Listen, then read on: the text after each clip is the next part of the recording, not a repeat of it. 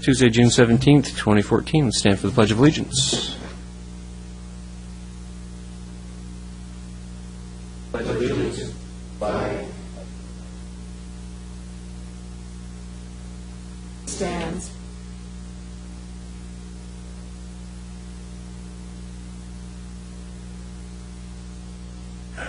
I should have said we're called to order.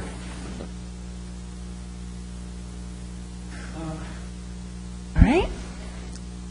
Nathan Long. Here. Doug Bryson. Here. Sean Kidd.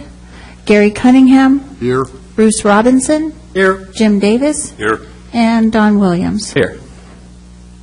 Agenda changes or revisions? The only thing I want to mention for the people who are in the audience here is that the hearing on Lincoln Palisades has been postponed to July 15th, so we won't be hearing anything on that tonight. And also the appeal on the Sea Gypsy sign has been postponed to July 1st, so there won't be a hearing on that tonight either. Okay. Two things won't happen. So the only hearing we have tonight is on the RM zone standards. Right. You have a chance to look at the minutes? Everybody? Motion to approve? Motion to approve the minutes? Second the motion. Aye. Aye. Opposed? So carried. Public comments on non-agenda items or matters not involving a public hearing. Please limit comments to 3 minutes per speaker. Speakers should keep in mind that they are being broadcast on live television. Seeing none.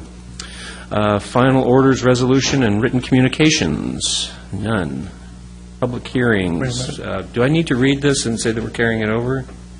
Pardon me? Do I need to read that we're carrying this, that we're going to carry this over? Did you state it simply enough? Actually, it'd probably be a good idea. Okay. So file APP 2014-01, Sea Gypsy Condominium Association, appeal of an administrative decision of the Planning and Community Development Director denying reconstruction of a damaged nonconforming sign on an undeveloped lot. The subject property is in an undeveloped lot in the 200 block of Northeast Highway 101, north of the Comfort Inn Hotel, on property identified as Lincoln County Assessor's Map 071115AB, Tax Lot 15902. The appellant property owner is the Sea Gypsy Condominium Association. A request to continue this hearing to Tuesday, July 1st, 2014 at 6 p.m. Now, it would probably be good to have a motion to that effect. Okay, thank you. Get a motion? Yeah, I'll move a motion to request to continue hearing to Tuesday, July 1st, 2014 at 6 p.m. Second. Second. We have a motion and a second. All in favor? Aye. Aye. Opposed? So moved. All right.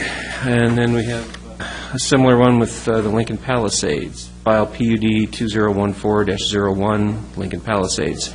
Request for preliminary master plan approval for a residential plan development of 45.39 acres on Northeast Voyage Avenue. Lincoln Palisades PUD proposes 234 residential units developed in 6 phases, including detached single-family townhouses and apartments. The project is located on Northeast Voyage Avenue, generally west of Northeast Devils Lake Boulevard. The subject properties are identified as Lincoln County Assessor's Map 061135CA, tax lots 100 and 200, and Map 061135CD, tax lot 100, and are located in the single-family residential R15 zone.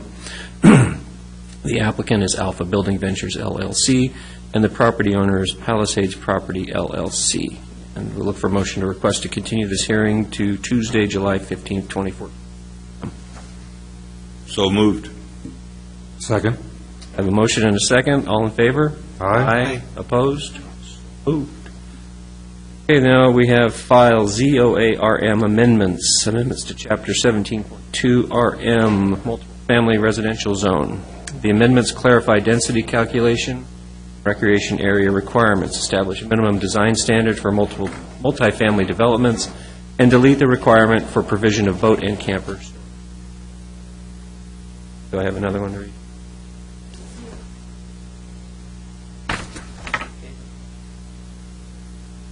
All right, RM multifamily ordinance amendments. The public hearing is now open for the purpose of considering amendments to the Lincoln City zoning ordinance. The proposal is identified as file ZOA 2014-01, and the City of Lincoln City has initiated the proposed amendments.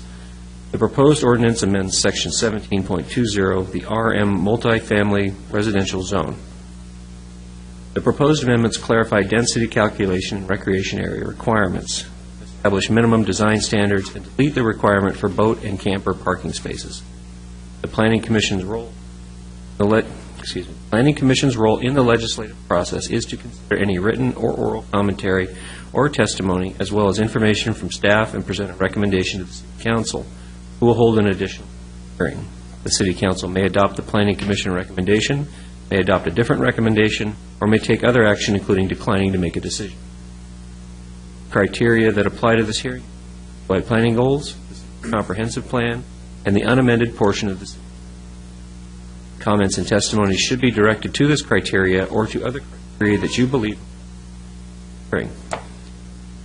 Presents a report. I would like to summarize the public hearing procedure, which have been adopted by the City Council. A brochure outlining these procedures is at the entrance to the council chambers, and respond to any Planning Commission questions. After that, any person may speak for up to 3 minutes. If the Planning Commission has questions, your time responding to the questions will not be counted in your time. To speak, please write your name and mailing address clearly on the sign-up list at the entrance. Please speak directly into the microphone and begin by stating your name only. If you also have written testimony to submit into the record, please provide a copy to the recorder. That'd be great. Will the staff please present its report? Thank you, Mr. Chair. Commissioners, this is really 4 proposals that some changes we're proposing to the multifamily RM zone standards. The first is to clarify the density calculations. Second is to amend the recreation area requirements. Third, to eliminate the requirement for RV and trailer storage parking spaces. And fourth, to add design standards for multifamily residences. Density calculations is probably the piece of it that's probably most obscure, I guess, or something. The reason we're proposing these changes is because the ordinance has 2 paragraphs that explain how you calculate density for multifamily residences, and they contradict each other. You're required to do 2 different things at the same time that you can't do for lots that are close to a single or to a commercial zone. I did a little sketch. You have to bear with my sketching ability. Let's say I'm the owner of the property that's got the green outline, and it's adjacent to some commercial space, the commercially zoned property. A portion of it, this part above the dashed line, is within 150 feet of the commercial zone. So the way we calculate density, the current ordinance says if any part of the zone, of the property, is within 150 feet of a commercial zone, then you use the high density calculation, which is 1,250 square feet per unit. So remember, it says if any part is within 150 feet. So we have this lot where part of it is within 150 feet. So reading that term would lead you to believe that you need 1,200 square feet for each unit that you put on the property. Putting aside the first 2 units, there's a separate requirement for that, but that's not changing. So that's the high density calculation, 1,200 square feet per unit. But there's also a provision that says if any part of it is more than 150 feet from a commercial zone, then you use the low density calculation, which is 1 unit for every 2,250 square feet. So part of it is more than 150 square feet, so you're required to use the low density calculation, the way it's written, for the whole thing. So we have one requirement that says you have to use the high density for the whole thing, and the other says you have to use the low density for the same thing. You can't do both. Our practice, well, here you see that we have the 2 that are conflict with each other. Our practice has been to do it proportionately. Say, okay, there's so many square feet here within 150 square feet, and you divide that by 1,200, and there's so many here that's further than 250, or than 150 square feet, and you divide that by 2250, and that's how you figure the density. It is not explicit in the ordinance, and the proposal is to make this explicit. It's been the practice since before I was here, but we just want to make it explicit so that on the face of things, it doesn't appear that somebody's violating the ordinance. So the proposal would make it proportionate. The first two units, no matter what, the way the ordinance is written, so the first two units need 8,000 square feet. And then beyond that, it's either the 1,200 or the 2,250. So we're saying take the 8,000 out of the larger of the two pieces, whether, so in this example, it would come out of the low-density area. And after you do the calculations, if there's a remainder of 2,250 square feet, so because you're doing two calculations, one for the high density, one for the low density, you add the remainders of those two together. If it's 2,250 or more, you get another unit. And then we also say that the proposal is that after you do the calculations, you can put the units anywhere on the property. In other words, you don't have to put the number of units for high density on the high density piece and the number of units for the low density on the low density piece. You can mix and match, so you can put them all on the low density or all on the high density or whatever, however you want to do. Whatever works for the particular piece of property is the idea behind that. So it's to try to put flexibility in. Then there's a second proposed amendment relating to recreation areas. And now the ordinance requires 250 square feet per unit of recreation area. It can't be a required yard, or it can't be the required landscaping in addition to those things. We're not proposing any change to that, to the amount of recreation space that you're required to have. We are proposing that an area has got to be at least 20 feet in width. The idea behind these proposals is just to really make it usable. So you couldn't have like a 2-foot wide strip, 50 feet long or 100 feet long, that really is unusable as recreation area, but it meets the letter of the law. I'm trying to say it's got to be a really usable piece where kids can play, or you can have a picnic or whatever, 20 feet. And visible from the residence, it serves primarily, it's a safety matter, so that it's not tucked over behind somewhere where the kids playing where no one can see them. The idea is that it be visible so that parents can watch, or other people can watch and just see what's going on and be aware of any potential problems there. The third change relates to storage spaces. Right now, the ordinance requires one 20 by 10-foot parking space for every 4 apartment units. Purpose of those spaces is over and above the regular parking requirement. The purpose of these spaces is for recreational vehicle storage, trailer storage, boat storage, that kind of thing. We went, and there's 26 multifamily developments in the city. We went into the 12 largest to see what their practice is. Most of them prohibit the storage of boats and trailers and RVs and that sort of thing. Some of them allow renters to rent an enclosed garage, essentially, to put their RV or trailer in or whatever. But that's an additional cost to the renter. We saw in going around basically those are essentially like little mini storage things on the properties.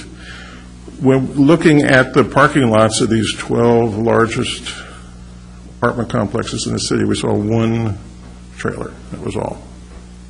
So like I said, most of them prohibit it. Some allow it at an extra cost. We have a requirement that provides these spaces, but based on what we're seeing, there's really no no need for them in the sense that nobody's either allowed to or has the RVs or trailers or whatever that they would park there.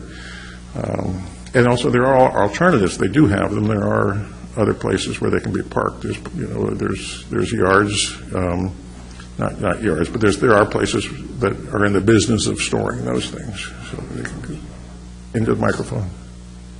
Here, the standard, the requirement for the standard parking as a part of this. It's two This is spaces. auxiliary parking, correct? Sorry? This is auxiliary parking? Right. Can I just know what the standard is for? 2 per unit. 2 per unit. And there are some exceptions to that, but it's essentially 2 per unit, and then this is beyond that.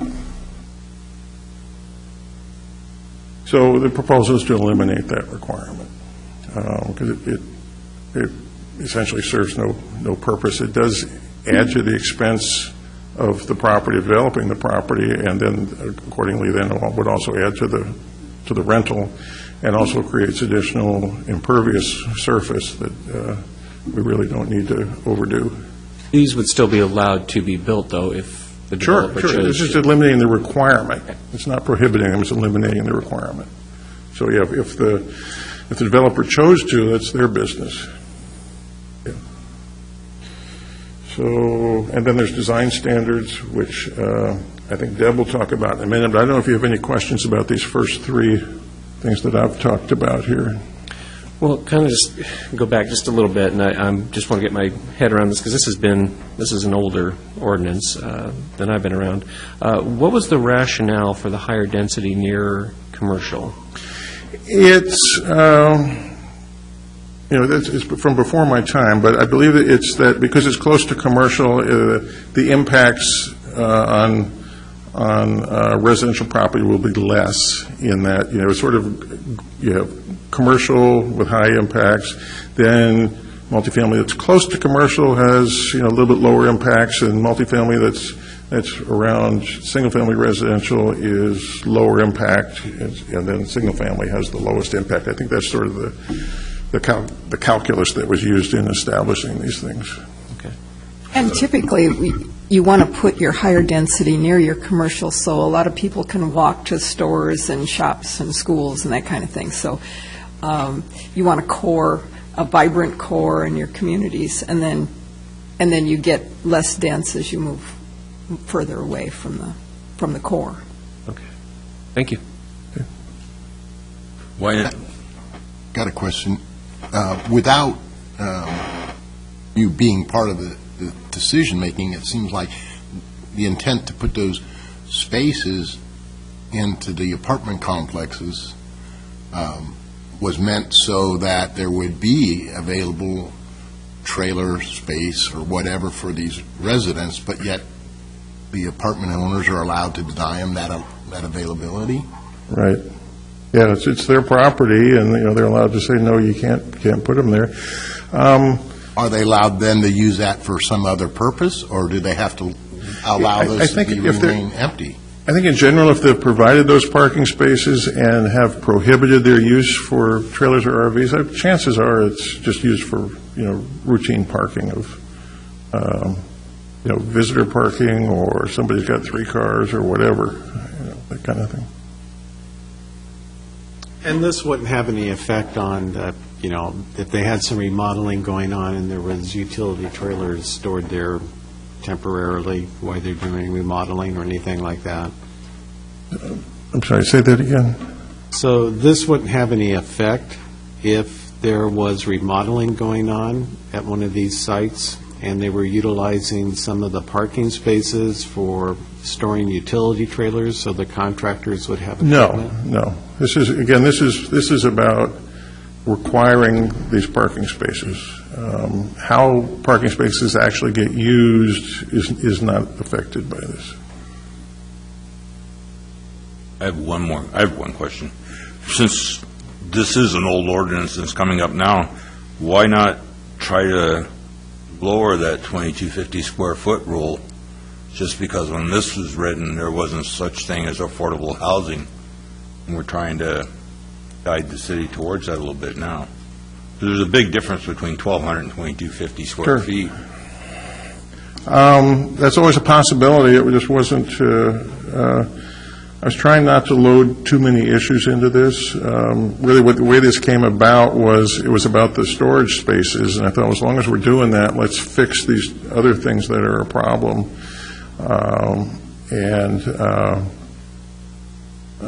So changing the density calculation isn't something that was on my radar, but of course, it's always a possibility that could be considered. Well, I agree with the storage thing, because sometimes the storage is unsightly, and we have many storage yards in this town anyhow, so they still have the opportunity to do that, because usually they have to pay for it anyhow.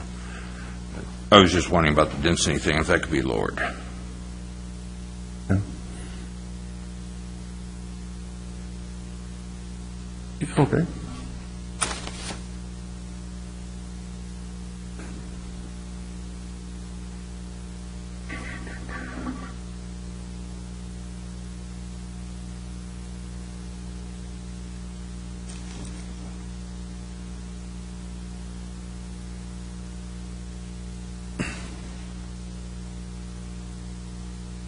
Okay, for part two here.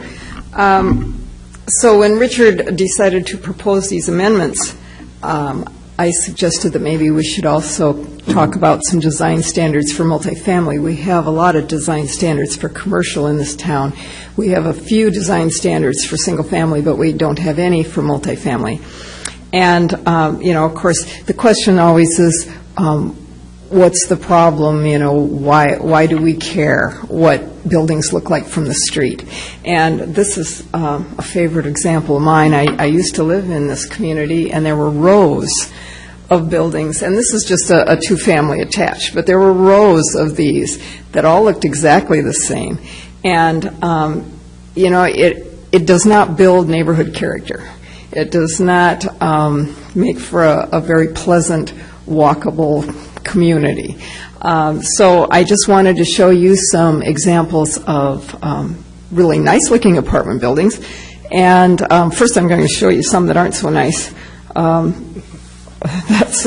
That's one that looks pretty bleak, and it's set back. It doesn't have obvious entrance to the complex. Oh, I seem to be on a timer, so I'll have to talk fast. But here's another one that it looks pretty good to me, except that it has, they've put the sign in this wall right in front of what seems to be sort of the entrance, creating a barrier where it might have seemed more welcoming to the neighborhood. One of the reasons that I think this is important, too, is that it be part of the neighborhood, is that we've had some proposals recently for new apartment buildings.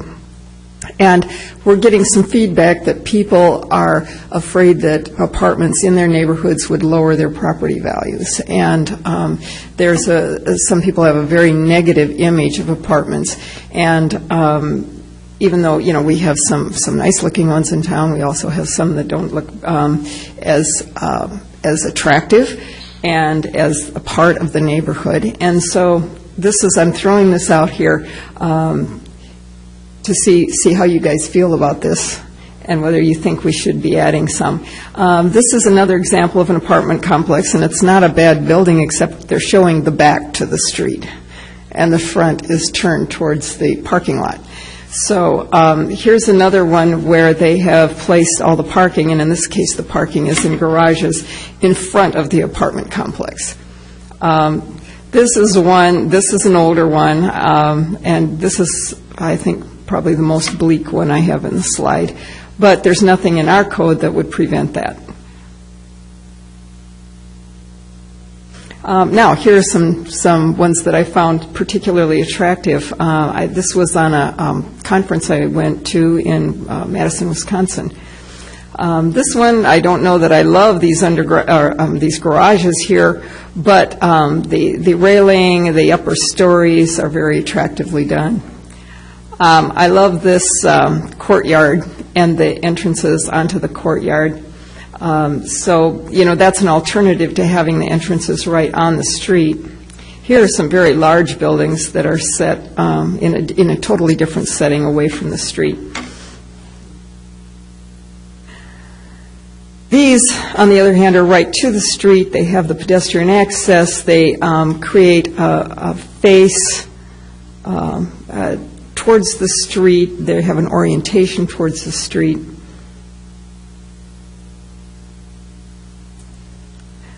This one is a very modern type building. This is the front of the building. Well, it's from an angle. It's from the side. But I put this in here especially because the side of the building was just as striking, and it was also visible from the street and from this neighborhood pocket park here beside it. So I wanted to show that. And of course, you know, a lot of these show masonry, which is not so great here, but it's not the masonry that I'm showing you. It's the detail, the entrances facing the street, the presence that it has in the streetscape.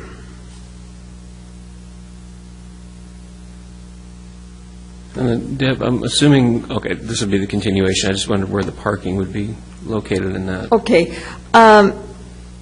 You know, I just, today I was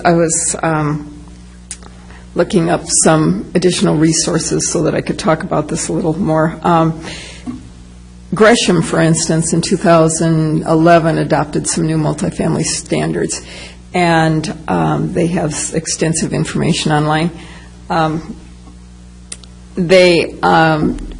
In their ordinance, they require that the parking be to the side or to the rear of the apartments, and that the buildings occupy at least 50% of the frontage. So that there might be you might have parking and beside the building and all visible from the street, but it would not be dominant. The parking lot would not be the dominant thing you see. You would see a building, and you know, and the numbers, and even the numbers that I've proposed here are not the most important thing. I'm talking just generally here about ideas about whether or not you feel it's important to have some standards on multifamily similar, or you know, much less even than what we have on our commercial development. And so what I would like to hear from you is generally how you feel about having standards on multifamily development, and you know, the extent that you want to go with that. I can come back with a lot more detail on, you know, various kinds of standards. These that I threw out in the ordinance are what I thought would be very basic and would kind of get at what I thought might be the key things as far as making apartment buildings parts of neighborhoods as opposed to turning inward or away from the street. So I'm open to suggestions here. Well, that seems like quite a challenge, putting words to an aesthetic.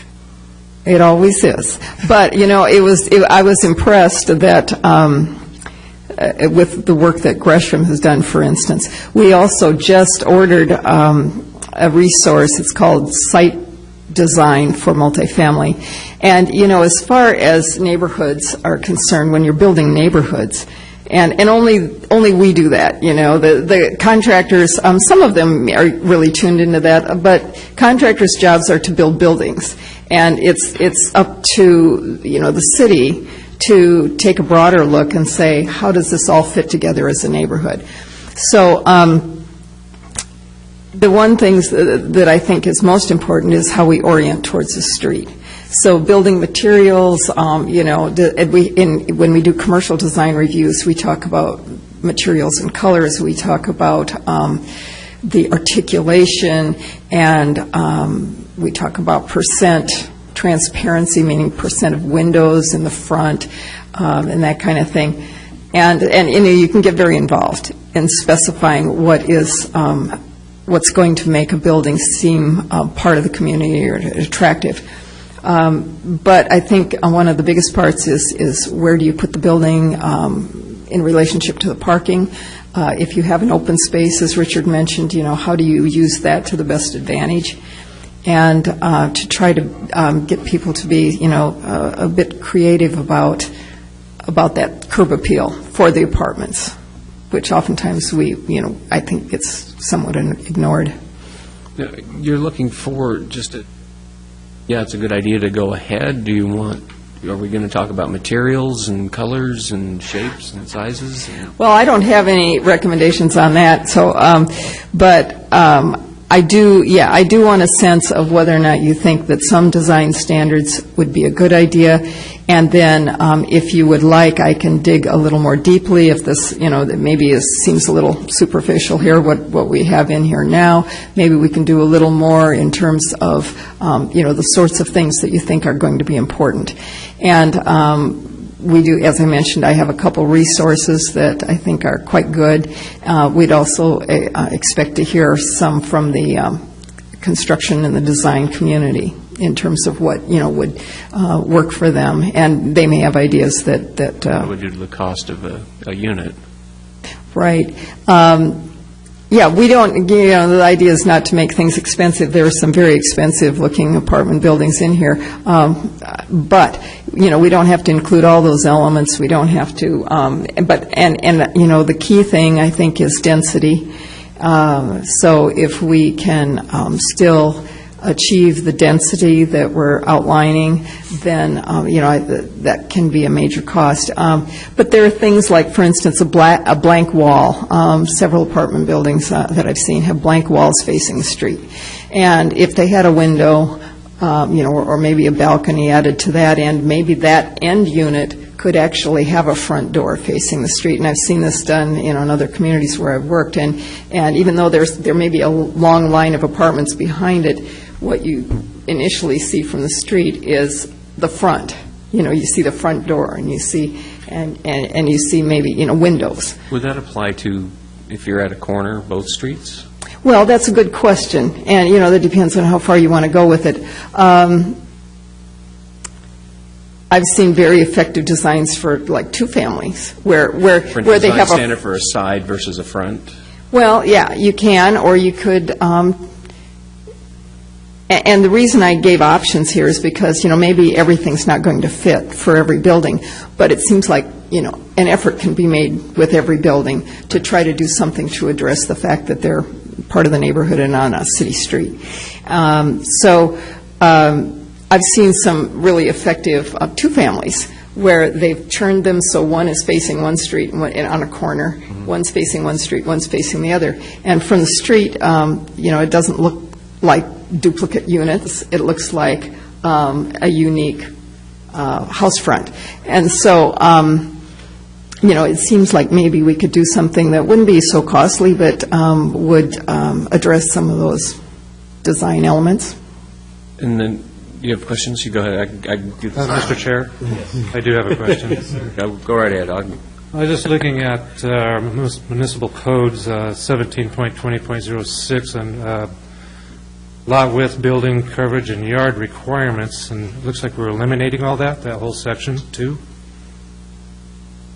For It's all multifamily? Yes. It's somewhere else, isn't it, Richard? I'm sorry?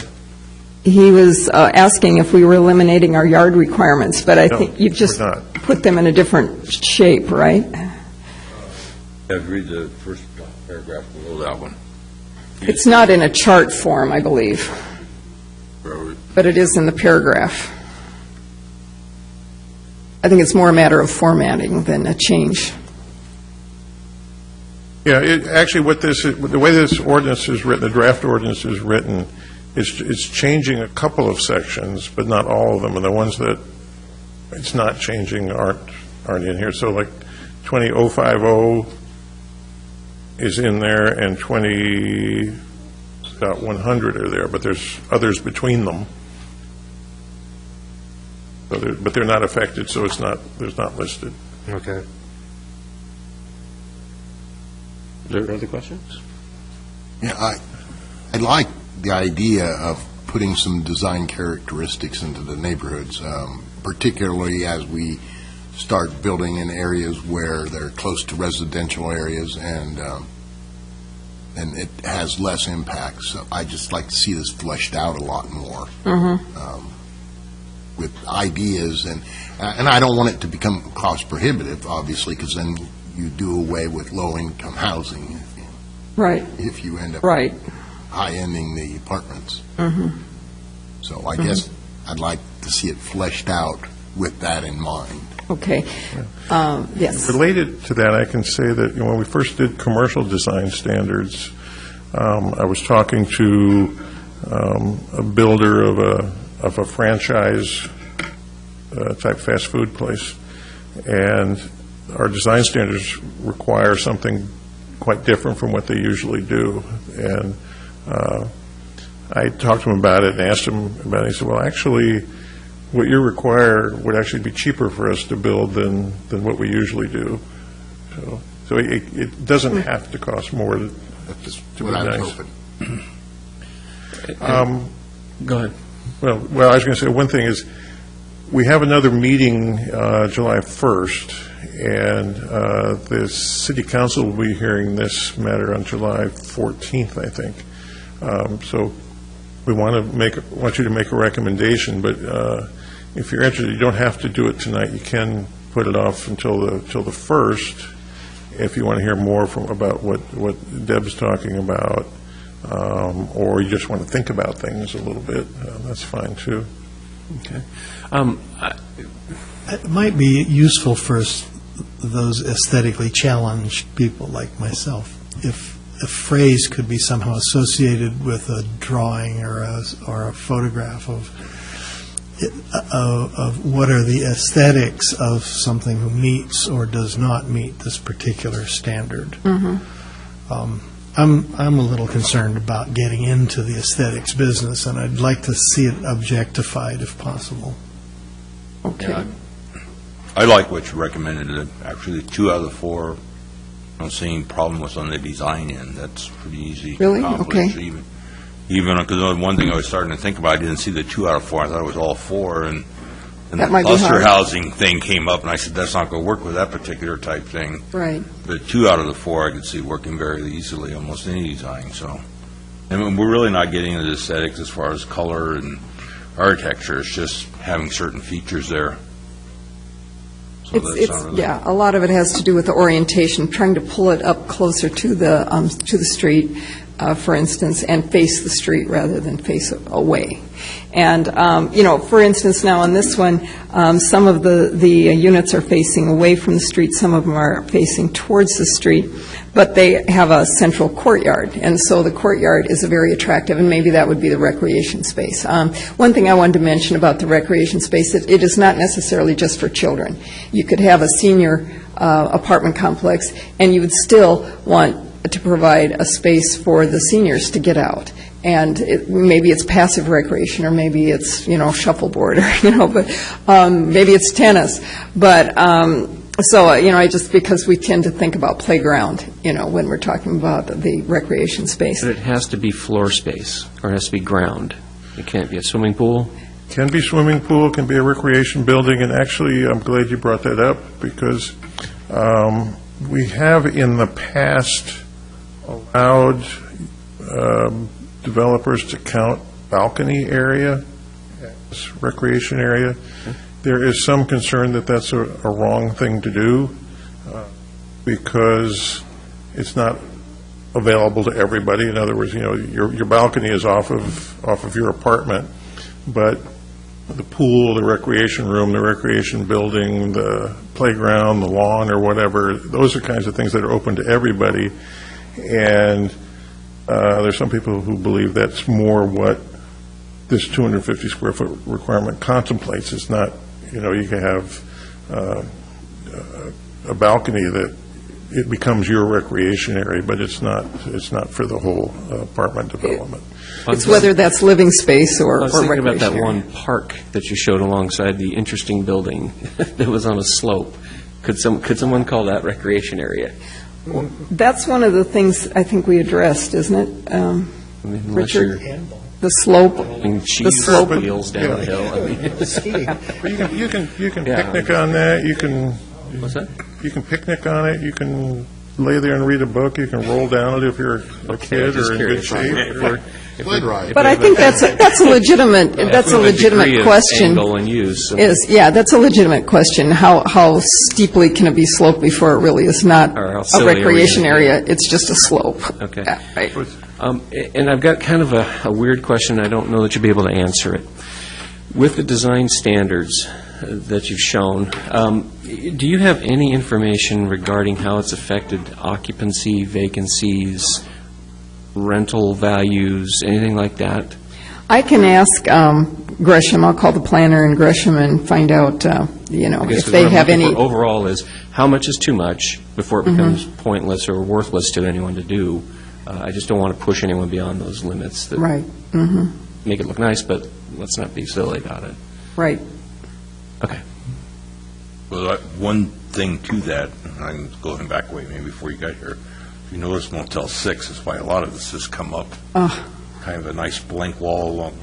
It's not too attractive, so a few features would break it up quite a bit. But we didn't have those in place when they came into town. Right. That's right. So, I mean, that's a little... Yeah, and I'm on board. I'm on board Yeah. for this. One thing, if I can get any of the other members here to go along with me, I would like to revisit and maybe lower that footage on the density from 2250 maybe down to 1600.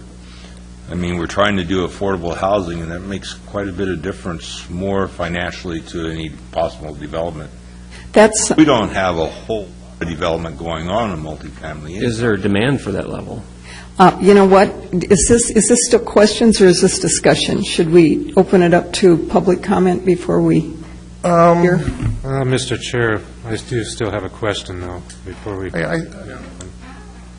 Well, your question is whether, is this deliberation or is it question? I think it's probably questioning and questioning us. I mean, certainly in your deliberations, you're going to be making a recommendation to the council, and you can recommend whatever you want as a whole, and that would be among yourselves. That would be deliberations. If you have a question for staff about the particular thing, this would be the time for that. Well, my only question to staff, would there be any negative against doing something like that? You know, there's a saying that there's two things that Oregonians hate. One is sprawl, and the other is density. And so if we increase density, some people will be opposed to that. Well, and people will support it. But one thing, thinking through it quickly tonight here, if we lower the density to like 1,600, but with each one of those 1,600s, we're also gaining that 250 feet of recreation area, so there'd be a larger recreational area per complex. Sure. What I've noticed a couple different times is that the developer will leave density on the table because in order to fit everything on the lot, can't quite achieve that density anyway. I don't know how that would work, but another way that we could get at allowing more density is to say with additional amenities.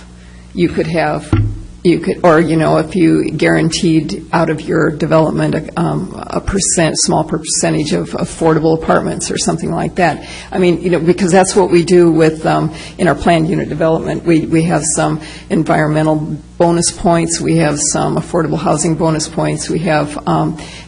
And then we could make aesthetics be one of those things where if you... I am one of the guilty parties in years past that used the balconies to make that 250 feet just because it was a little tight. A little bit. Yeah. So. Yeah. It's not a matter of guilt, it's just whether, because, we've allowed it, so the question is whether we should allow it, and it's, whether it meets, in your opinion, meets the intent of what the requirement is. If we carry this forward, is this something we could then bring up the next meeting?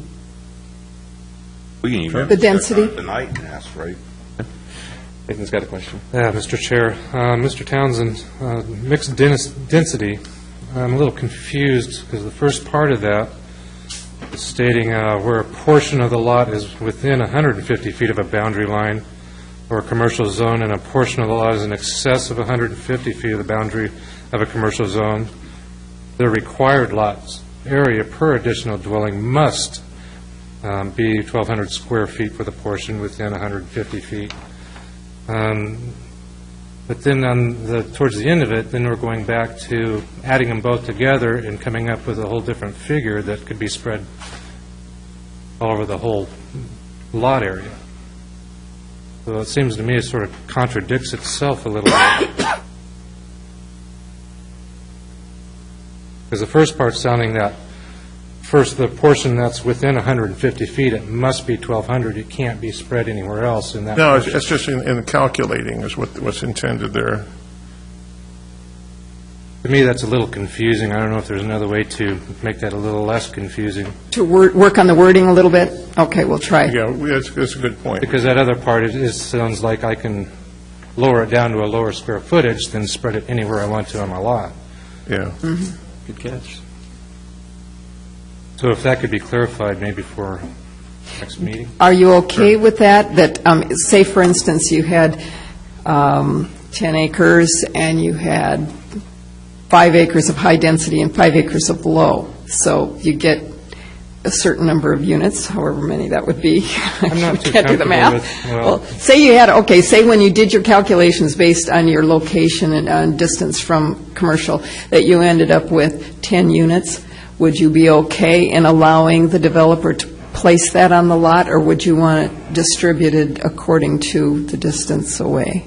It just gets a little hard to It do does, because that. a lot of people buy homes in low density just due to the fact they can have a bigger lot and more area.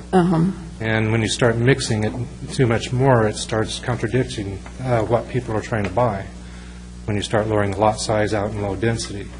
And I suppose if you had a large enough parcel that you were working with, that could make a significant difference where you place those. That's personally, I think high density should stay next to high density and low density should stay out to low density. The only thing I can say about distributing this is terrain items. I mean, if you get in a certain 10-acre parcel and some of it's not buildable, then it might be nicer to put the large lot there. And it's nice to be able to distribute it where it works in the property. And everything around here is not flat, so So true. With the way it's written, it will allow you to do that. the way the ordinance is, though, I mean, you can't fit it to fit one area, then it's going to be different somewhere else because the topography is different. It's got to be a standard for everything. If the topography doesn't work, it doesn't work. I think this actually probably should go to public. This is more of a discussion between us, I guess, later. Where are we at? All done? Questions for staff? We're finished? Okay, thank you. Thank you, Deborah. Appreciate it. Okay, now is the time for public comment and testimony. Please state your name only. We have one name on the call. You know the sign-up sheet so far, Connie Olson.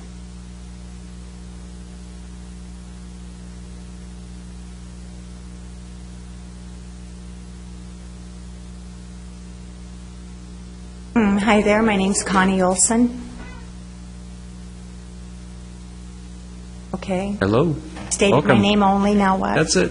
You That's go it? right ahead with whatever you have to say. All right. I have a piece of property at 1205 Southwest 51st Street, and it's now on the market for sale.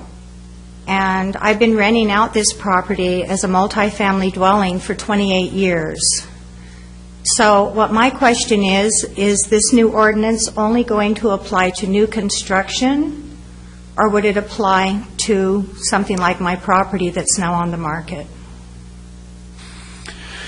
Well, we're not in a position to answer questions. We can get clarification. Yeah, we can get clarification. It's perspective. I mean, what would happen if, how can I put it? This has could potentially render some multifamily developments non-conforming, although I don't think it will. I think it'll actually,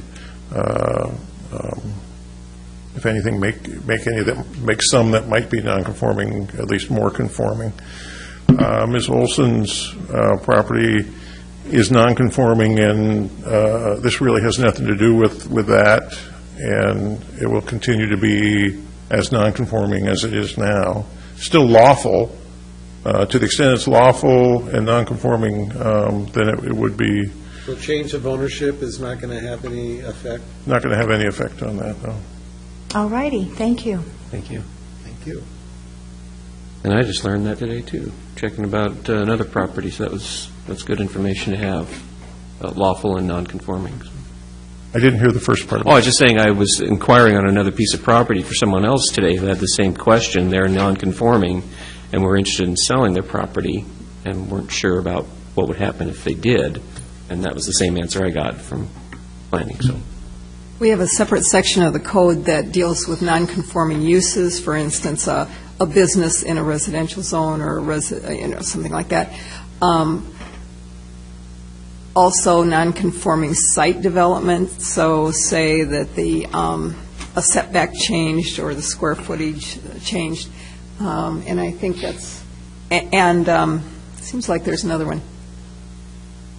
Uses, structures, yes, and site development. So, and that is in the code. We can bring that out and share that with you sometime if that would That's really interesting. Yeah. help. Okay. Anyone else going to speak that didn't sign up? I got to find my script again. I'm right back at things. Is there? Oh, sorry. Is there any comment from representatives of public agencies? Being none.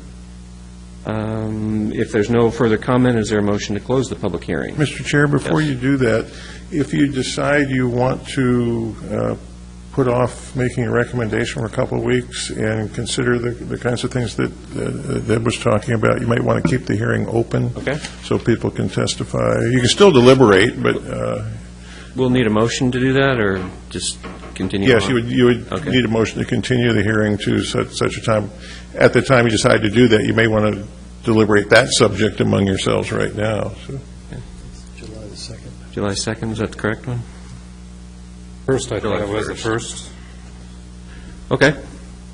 Do we have a motion to delay the hearing until, or keep the public hearing open? Continue the hearing? Continue the hearing until July 1st. Our next meeting is July. Yeah, I'll move a motion to continue the hearing until July 1st. Be at 6 p.m. at this location. Second. Be in this location. We have a motion and a second. All in favor? Aye. Aye. Aye. Opposed? So moved. Okay. All right, now we're at the, what is the pleasure of the commission? Or do we do that because we're still open? We You don't probably have to should do that at Yeah. the July 1st. Yeah, yeah, 'cause July we're not 1st. closed. But if you want to, Give us directions about Mr. what you Chair? want to hear from us, so that would be fine. Yes, sir. Mr. Chair, probably maybe before we deliberate any farther, I think maybe clarification of mixed density rewritten might be good, and having more information on aesthetics, building fronts or corners or sides, of where you want to go with that. Okay. Jim had the discussion about density. Yeah.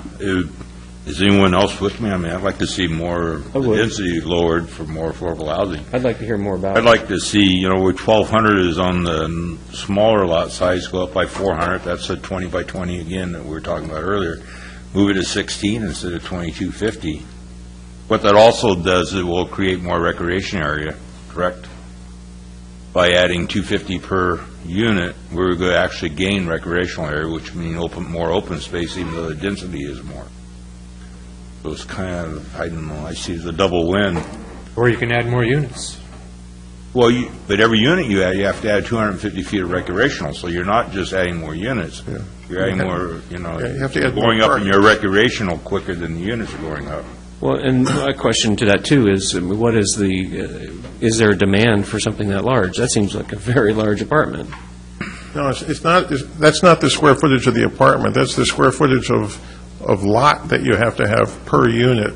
Okay, So- okay. See, I was so unclear on that. That is enormous. Yeah, 2,250 square foot apartment's going to be a pretty nice apartment. Yeah, well, then in context there, I was, It's only $2,000 a month rent, that's bigger than my house. Okay, thank you. Okay. Never hurts to ask questions. Oh, I guess that could make sense. Where a lot of places where we run into, you run into a problem is with your parking. Right. And the number of parking spaces, you need 2 per every unit. So they have that requirement, so you still have the parking. And so that does tend to limit the density that you can get on a lot. So, could staff do some more research to see where other cities and stuff are, On parking, well, no, on the density unit. on density. yeah. Yeah. Bring that back to the next meeting would help, and that way we'd have some background to it as far as what works elsewhere. We can bring it back. I don't think that it would be a good idea to make a decision on that, because it wasn't in the notice that we gave, or, in any of the materials that we have. So no one has notice, so no one has the opportunity to testify on whether it's a good or bad idea. It's still going to be something that could be brought up for future consideration, and you give us direction if that's the way you want to go. There also are places that have a smaller parking requirement, depending on, or have a different parking requirement based on the size of the unit. So like a studio might have one parking space required, and one bedroom might have 1.5, and more than one bedroom, 2 spaces. There's all kinds of things. So there's a lot of different things to consider if you want to. Well, that goes off the square footage of the unit, like 700 square feet, you get one, Right. 1,400 square feet, you have 2, so on and so forth. So what I'm saying is, if you want to do a more comprehensive look, we can talk about that and do it in the future. And, it could be in the near future, I don't think we can do it based on the notice that we've sent out for these hearings. Okay. Yeah, if we could do that, I'd be for looking at that. I think anything we can do to make more affordable housing in this community would be great. Okay, well, I'm not forwarding to City Council, right, for that, but we are going to say the City Council will hold a public hearing on this matter on Monday, July 14th, 2014 at 6 p.m. Is that correct? Yes, I believe so. Okay. Yeah. End of my script. Where are we at? Are at old business. Scheduled, new business, none scheduled. Reports and comments, Community Development Director. I have no reports or comments tonight. We are attorneyless, so nothing from the City Attorney. Planning Commissioners. Mr. Chair, Yes, sir. I would like to announce that I am running for City Council Ward 1. Congratulations. So anybody out there, I appreciate your vote. Did you get your petition filled out? I'm working on it, yes. Well, I'll sign it. Oh, you're wrong word. That's all right. Ward 1. I'd also, in light of things that have happened lately in schools, I'd like to publicly remind people to please lock your guns. Keep them out of the way from kids. You hear so much more of that going on, and it's sad. And if I can piggyback on that, I believe, last time I stopped by the police department, they still have the gun locks available. Correct. You can The get them cable for free. locks, yeah. Good point. Thank you.